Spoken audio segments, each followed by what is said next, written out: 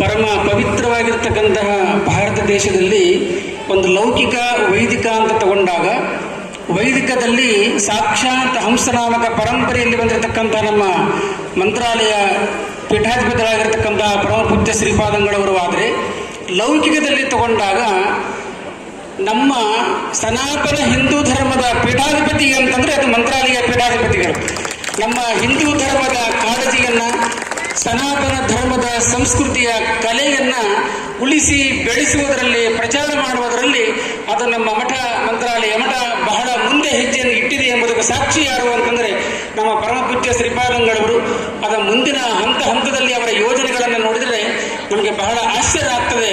ನಮ್ಮ ಹಿಂದೂ ಧರ್ಮ ಸುರಕ್ಷಿತವಾಗಿ ಮುಂದೆ ನಮ್ಮ ಮಕ್ಕಳು, ವಂಶ, ಕುಟುಂಬದವರು, ಮಕ್ಕಳು, ಮೊಮ್ಮಕ್ಕಳು ಸುರಕ್ಷಿತವಾಗಿರ್ತಾರೆ ಎಂಬುದು ಗ್ಯಾರಂಟಿ ನಮ್ಮ ಪರಮಪೂಜ್ಯ ಶ್ರೀಪಾದಂಗಳವರ ಒಂದು ಪರಮಾನುಗ್ರಹ, ಒಂದು ಆಶೀರ್ವಾದ, ಅವರ ಒಂದು ಯೋಜನೆ.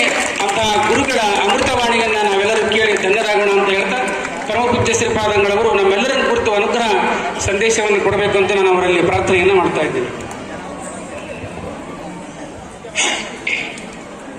ಶ್ರೀ ಗುರುಭ್ಯೋ ನಮಃ. ಹರಿ ಓಂ. व्यासाय भवनाशाय श्रीशाय गुणराशये. सदियों की प्रतीक्षा के बाद हमारे राम आ गए हैं.